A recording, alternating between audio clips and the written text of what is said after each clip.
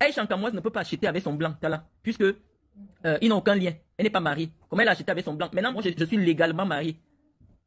Et j'ai des enfants qui ont déjà des revenus, qui sont salariés en CDI. Docteur Marlène Mvoutou émet les doutes sur les propriétés de Aïcha Kamoise en France. Tacle Guylaine Chapuis émet en garde Matt Chopard. Regardez cette vidéo jusqu'à la fin. Mais lorsque vous voyez quelqu'un sur les réseaux sociaux vouloir vous faire comprendre un certain nombre de choses, soyez exigeants. On ne peut pas être diplômé sans avoir jamais montré un diplôme. On ne peut pas, surtout ceux qui viennent sur les réseaux sociaux pour montrer tout. Parce que être influenceur ou être leader d'opinion sur les réseaux sociaux, c'est de pouvoir vous montrer par l'exemple. Nous avons deux bras cassés. Aïcha Kamoise, qui n'a jamais eu un CDI. Serge Andango, qui n'a jamais eu un CDI. Qui vous disent quand même qu'ils ont eu des crédits immobiliers.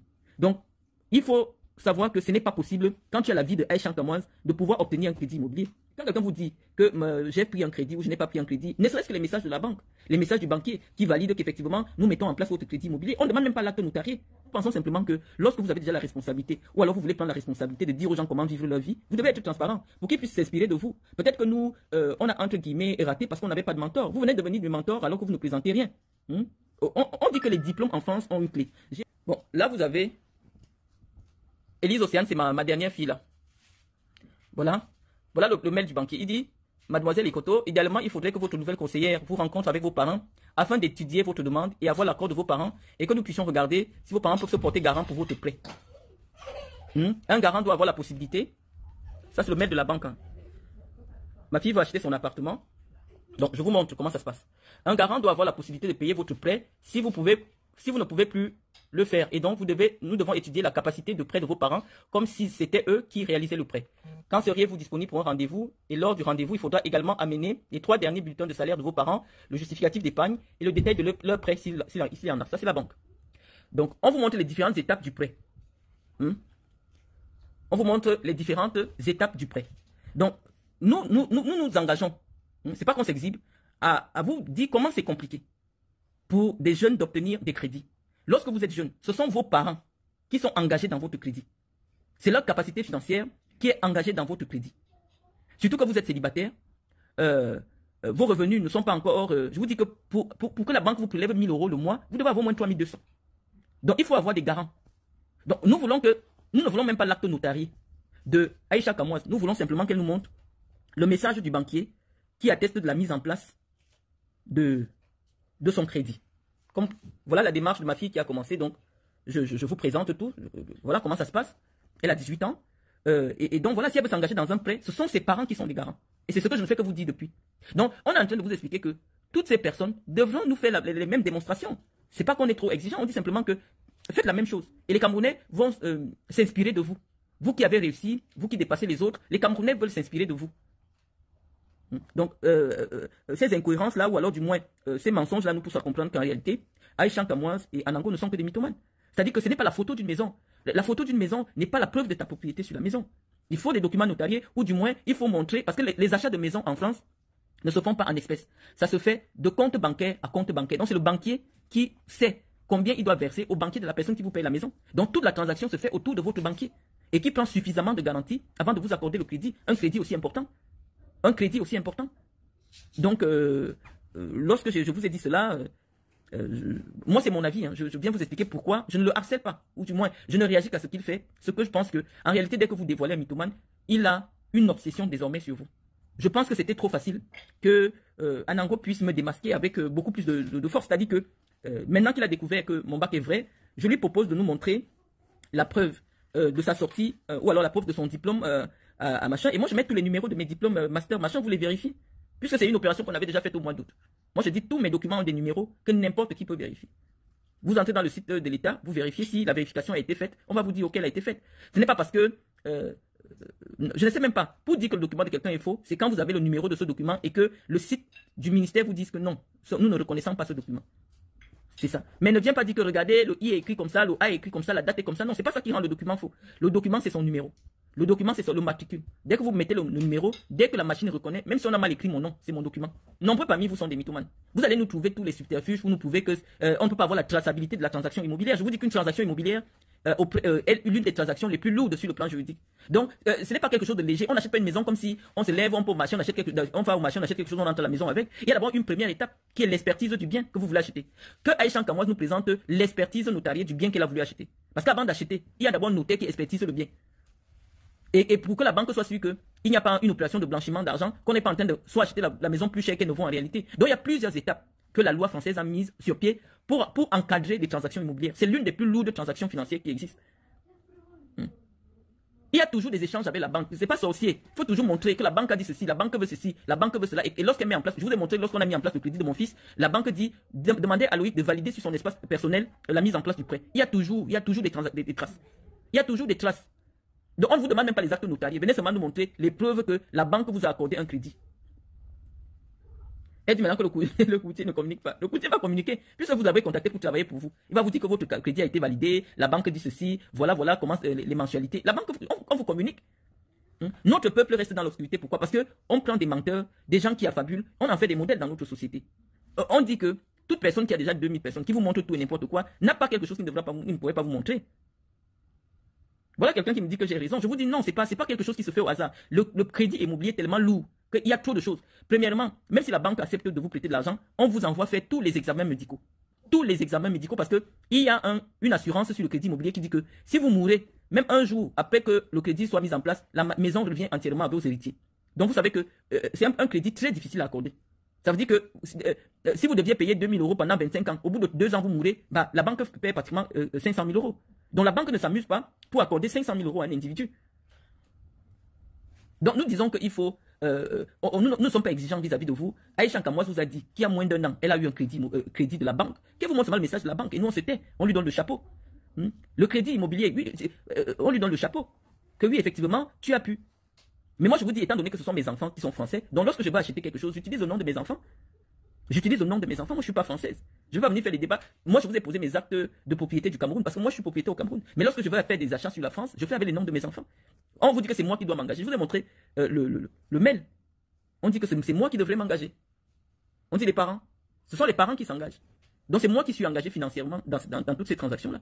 Donc vous n'allez pas dire que quelqu'un qui ne peut pas vous montrer la preuve qu'elle a déjà eu 10 000 € dans son compte me dépasse. Ça n'a pas de sens. On sait que vous êtes toujours encore dans la fabulation et dans la mythomanie. Si vous voulez aller dans ce domaine-là, venez nous prouver que non seulement vos transactions sont vraies, et en plus de ça, tout le monde peut les vérifier. J'ai mis les numéros fonciers de la publicité foncière. Sur Internet, tout le monde peut vérifier. Mais nous, on ne voit aucun de ces documents venant de votre part. Tu viens de faire le crédit immobilier en étant en surpoids, malheureusement, ils vont te refuser le crédit. Donc, essayez un peu de nous expliquer. Moi, j'ai essayé d'expliquer comment je monte les dossiers pour des achats. Essayez un peu des prêts. Essayez un peu de venir dire aux Camerounais comment vous avez réussi avec la fragilité financière qui vous caractérise, que tout le monde peut constater. Comment vous avez fait pour avoir des crédits immobiliers en France? Il y a toujours des transactions avec la banque. Ce n'est pas de l'argent que vous ramassez à la tontine qui achète la maison. Non, il y a toujours les transactions avec la banque. Aïcha Kamoise ne peut pas acheter avec son blanc, puisque ils n'ont aucun lien. Elle n'est pas mariée. Comment elle a acheté avec son blanc? Maintenant, moi, je suis légalement marié. Et j'ai des enfants qui ont déjà des revenus, qui sont salariés en CDI. Donc Aïcha n'est pas la même chose que moi. Aïcha Kamoise a encore des petits-enfants qui n'ont même pas encore 12 ans. Quand vous êtes en compétition, on dit comparer ce qui est comparable. On vous dit que vous comparez Aïcha Kamoise à une femme qui a dirigé des projets au Cameroun, à une femme qui a été cadre d'entreprise au Cameroun, qui a sa société, qui a sa fondation, qui a ses propriétés immobilières qu'elle a posées sur sa page. Dernièrement, quand j'étais au Cameroun, j'ai acquis une propriété de près de 80 millions de francs CFA, j'ai posé le papier. Aïcha Kamoise ne vous a jamais montré aucun papier de transaction immobilière. Donc tu dis que Aïcha Kamoise et moi nous sommes même chose parce qu'elle achète avec le blanc. Non, on dit qu'il y a un papier entre un blanc et moi qui fait que j'ai accès au compte à l'argent du blanc. C'est parce que nous connaissons les choses de l'Europe que certaines choses, quand quelqu'un vient nous dire, on dit que ce n'est pas vrai. Je peux commencer à aller visiter des appartements des gens, j'ouvre, je dis que oh, voilà ce que j'ai acheté. Non, il faut toute cette démarche de la banque. La banque vous dit qu'on doit prendre un rendez-vous parce que c'est nous qui sommes les garants sur les achats de mes enfants, qui sont déjà majeurs. Mais c'est ma capacité financière à moi qui fait en sorte que le banquier donne le crédit à mon enfant. Voilà ça. Voilà les gens qui connaissent les prêts. Il faut une cohérence bancaire. C'est-à-dire que tu dois gagner 3 fois le prix de ton prêt. Donc, c'est pas qu'on déteste ou alors du moins on jalouse. On dit simplement qu'à l'âge de Aïcha, elle n'aurait pas eu des enfants. On pouvait dire qu'elle a un CDI. Mais même jusque-là, étant donné qu'elle est seule, on allait demander que ses parents ou sa mère soient garants de la transaction. Si sa mère a des revenus. Et on vous dit que c'est pas possible. C'est pas possible. Et donc, quelqu'un rencontre un blanc qui a son projet de construction, puis directement elle est devenue propriétaire. Tu es devenu propriétaire comment? Je vous dis que les blancs, si je vous j'amène dans le nord, vous présentez toutes les propriétés que mon époux a héritées dans le nord. Je vais vous montrer les maisons, mais il y a celles que peut-être on va même pas mettre en valeur. Parce que chez les blancs, à chaque succession, tu hérites de ce que ton père a hérité de son arrière, de son arrière, de son arrière, de son arrière-grand-père. Il y a plein de propriétés immobilières qui tombent maintenant sur ta tête. Donc elle est tombée sur un blanc qui a eu un petit héritage d'une vieille maison. Elle vient se filmer, elle vous dit qu'elle a déjà acheté. Tu fais comment pour acheter? Tu fais comment pour acheter? Alors que tu as un petit salon de coiffure, les impôts disent que son chiffre d'affaires est de 2000 euros. Tu fais comment? Tu n'as pas de CDI. Tu jongles avec les petits cadeaux de 300 euros que les gens te donnent sur les réseaux sociaux. Sachez que l'argent est cohérent. Quand quelqu'un a, même ta peau change. Quand quelqu'un a, même ta façon de t'asseoir change. Quand moi je vois quelqu'un, j'ai tellement vu des gens qui ont beaucoup d'argent. On ne demande même pas beaucoup. Je vous dis que, regardez seulement mes petites filles là. Comment elles sont assises, c'est qu'il y a au moins 20 000 euros sur mon compte. Non, la façon de s'asseoir, tu sens que la petite fille, elle a la carte qui peut payer 500 euros. Ça se voit quand tu as. Et ça, je ne retrouve pas chez Aïcha Kamoise. Je suis désolé. Quelqu'un qui a 10 000 euros sur son compte, quand tu le vois ici quelque part, tu sens qu'il a 10 000 euros. Quelqu'un qui est dans le jonglage. Ces agissements aussi vous poussent à croire qu'ici il y a le jonglage. Voilà une fille qu'on a ramassée sur les réseaux sociaux pour 300 euros, elle est partie ouvrir ses fesses. 300 euros. Mais elle est assise sur internet et vous la comparez à moi. Je dis c'est bien de comparer vos sœurs à moi, mais dites-leur qu'avant de devenir Marlène, bah, il fallait aller faire 25 ans sur les bancs, avoir des enfants qui sont salariés dans des bonnes boîtes en France, qui sont propriétaires. Nous sommes là en train de vouloir acquérir une troisième propriété, donc c'est pas rien. Donc moi j'ai pas échoué en fait. Et Anango n'a jamais eu un enfant qui a 18 ans. Donc Anango qui se compare à moi, c'est sur quelle base? Moi j'ai mon premier enfant à 25 ans. Lui il n'a pas un enfant qui a 18 ans. Il ne peut même pas vous présenter la chambre de son enfant. Mais vous voulez le comparer à moi. Aïcha Kamoise n'a pas un enfant qui a 12 ans. Moi j'ai des enfants de 25, 22, 19. La comparaison entre eux et moi commence à partir d'où? J'ai dit que ces documents comptables sont disponibles sur le site de l'État. Elle a 2000 euros de chiffre d'affaires. Elle a 2000 euros. C'est pas le Congo ça. Elle a 2000 euros de chiffre d'affaires. Donc avec ça, même si elle se fait de l'argent et qu'elle cache au fisc, le banquier, lui, il retient seulement ce que le fisc dit de ton activité. Même si tu te fais 100 000 euros derrière, c'est ce que tu déclares à l'État que le banquier étudie. Et ça, le chiffre d'affaires de Aïcha Kamoise, et je vous le remonte encore en direct là. Je vous le remonte en direct. Donc on dit qu'avec ça, aucun banquier ne peut s'engager sur un crédit immobilier avec elle. Aucun banquier. Voilà ça, je vous le présente en direct, je ne la diffame pas. Voilà ça. Voilà son capital, 2000 euros. Elle a le capital de 2000 euros. Maintenant, on va te demander son chiffre d'affaires. Elle a 0 salarié. Ça veut dire qu'elle n'a même pas pu se mettre en salarié. Voilà ça, en 2025. Voilà où était Aïcha. Son capital, c'est 2000 euros. Tu peux même avoir le capital de 10 euros. Mais lorsqu'on demande ton chiffre d'affaires, on voit les activités. Je vous dis qu'en France, pour que la banque te suive, il faut 3 ans d'activité. 3 ans d'activité avec un bilan comptable positif. Or, tous les sites de vérification de l'État nous disent que Aïcha Kamoise, son activité n'est pas prospère. Donc c'est ça que le banquier regarde. Le banquier ne regarde pas le Congossa ou les revenus d'Internet, non. Si Aïcha Kamoise était honnête, elle devait venir vous montrer que voilà ce que je gagne sur Internet pour lui permettre d'avoir au moins une vie aisée. Non, elle ne peut rien vous montrer. Ces histoires là-haut, Aïcha Kamoise est propriétaire en France, non, c'est pas facile. Je vous dis que Aïcha Kamoise, si tu n'as pas un mari, légalement marié, assis, la banque ne peut pas te donner le crédit immobilier. Et quand tu es jeune comme ça, ta mère doit avoir les moyens. C'est-à-dire, on voit ce que ta mère te vit, les 20 000 euros, les 15 000 euros, ou alors elle-même elle a son compte bancaire, ils ont de l'immobilier. Parce que même quand le banquier te donne l'argent, on demande à tes parents, est-ce qu'ils ont des biens immobiliers qu'on peut prendre si jamais ils ne remboursent pas le crédit. Donc on vient maintenant avec les actes notariés, des maisons qu'on a déjà eues, on dépose chez le banquier pour qu'on te donne le crédit. Donc, laissez vos histoires là. C'est comme si vous avez aussi voulu dire que ton fils a acheté une maison. Il a fait comment pour acheter la maison? Il n'a même pas le compte bancaire de 1000 euros en France. Il va faire comment pour acheter la maison où j'habite? Il n'a pas le compte de 1000 euros. Mais donc, arrêtons un peu ça. Bon, on va aussi parler de cette chapitre-là, qui est derrière moi. Elle dit que moi, j'étais au Cameroun, j'ai échoué parce que je n'ai pas épousé un Camerounais. Quand elle parle de moi, j'ai l'impression qu'elle parle d'elle. Guylaine Chapuis, tu t'es marié à plus de 50 ans. Moi, je me suis marié à 36 ans. Et toi, tu n'as jamais eu un enfant dans le mariage. Tous tes enfants sont nés hors mariage. Pourquoi le père de tes enfants n'a jamais reconnu tes enfants? Puisqu'aujourd'hui, c'est le blanc qui t'a épousé qui les a reconnus. Il y a beaucoup de choses que tu dis qu'on pourrait bien appliquer à ta vie. Oui, tu as échoué parce que toute femme qui se marie à un Européen le fait parce qu'il y a quand même d'héritage. Ton mari est le seul Européen qui vit en location à plus de 70 ans. Il vit en location. Où est la maison? Où est ta maison? Où est ta maison que quand tu viens, tu ouvres une propriété, les Camerounais voient? Tu es obligé de dormir sur le canapé dans un T1 Airbnb pour venir rendre visite à ta fille. Ta fille, comme tu l'insultes, ta fille a peut-être 1,55 m. Mais tu es là à attaquer les gens sur la taille alors que ta fille est accouchée à 1,55 m. Le père a fui, tu n'as jamais monté un père. Où est le père de l'enfant, de ta petite fille? Parce que ton indice de réussite, c'est le blanc. À ton âge, là, quand on cherche le blanc, c'est le blanc qui a la propriété. Ton blanc n'a aucune propriété. Tu devrais venir nous dire que moi, je ne suis pas locataire au Cameroun, je suis propriétaire en France. Tu es venu mentir aux gens ici que vous êtes en train d'acheter. Finalement, c'est où? Comment tu penses qu'une banque peut prêter de l'argent à quelqu'un qui a 75 ans? Comment tu peux vouloir faire croire aux Camerounais qu'un homme qui a plus de 75 ans peut obtenir un crédit immobilier? C'est-à-dire que vous allez acheter à Neuilly un appartement d'1 200 000. Quand on te voit, quand on te regarde, quand on regarde ta vie, tu peux avoir 50 000 euros dans un compte. On t'a dit, viens montrer. Tu ouvres une application bancaire, on voit un solde bancaire. Tu n'as même pas un compte. Là où tu gardes ton argent, c'est le compte Orange Money. Le compte Orange Money qui ne peut pas avoir plus de 2 millions dedans. Tu avais montré que voilà ton argent, puisque quand j'étais en challenge avec toi, je t'ai dit, voilà mon relevé bancaire, je crois que j'avais montré peut-être 17 000 euros. Je t'ai dit, montre, tu es venu montrer ton compte Orange Money de 2 millions, avec 2 millions dedans. Parce qu'au Cameroun, malheureusement, étant donné que tu n'as pas la carte nationale d'identité, tu ne peux pas ouvrir un compte bancaire. Donc tu fonctionnes avec Orange Money. Donc quand toi tu dis que tu as réussi, et que moi, qui ai des enfants propriétaires, tes enfants sont au chômage. Ils sont au Cameroun, en location. En quoi tu as réussi si tu n'as pas réussi à faire acheter des biens immobiliers à tes enfants?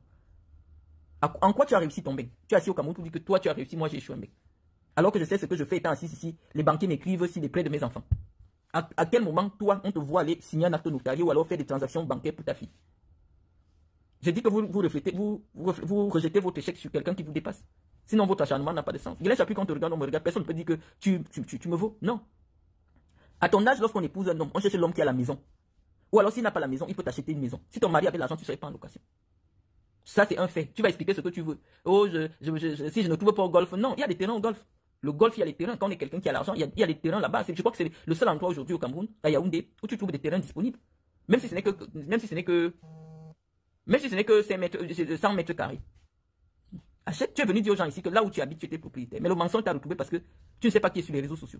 Tu avais dit aux Camerounais que tu as acheté là où tu habites. Finalement, on découvre que tu es locataire. Donc, toute explication que tu peux donner après, avoir dit aux gens que tu avais acheté cet immeuble-là, tu étais au tribunal. Il y a des vidéos de toi où tu disais ça.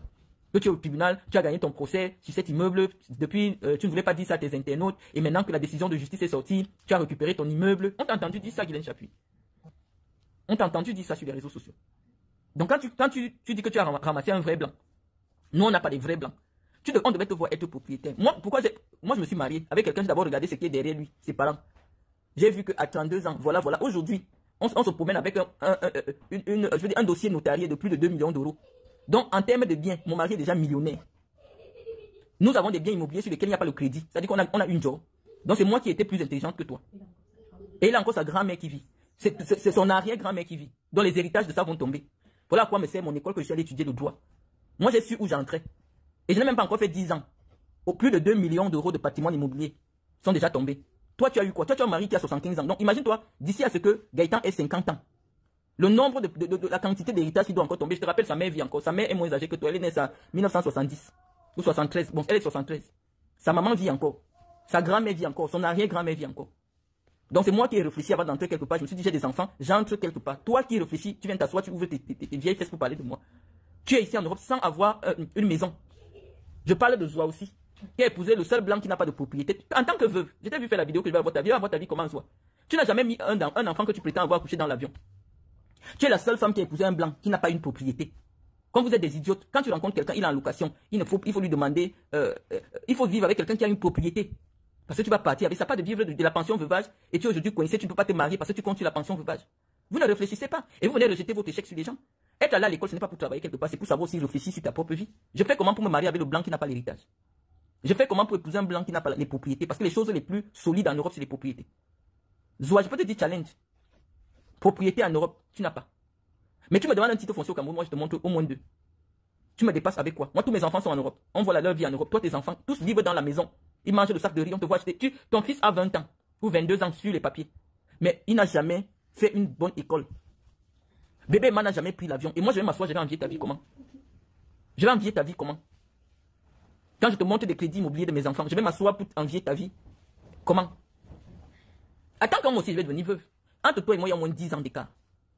Quand vous venez faire votre compétition avec moi, on dirait des femmes qui ont le même âge. Attends que mon mari tombe aussi. Mon mari tombe, on dit que voilà, je suis devenue veuve. Tu vois si ta vie comparée à la mienne, ce sera pareil. Même aujourd'hui où je ne suis pas veuve, non, tu ne me vaux pas. Financièrement, tu ne me vaux pas. Et tout le monde le sait, on le voit seulement de toi.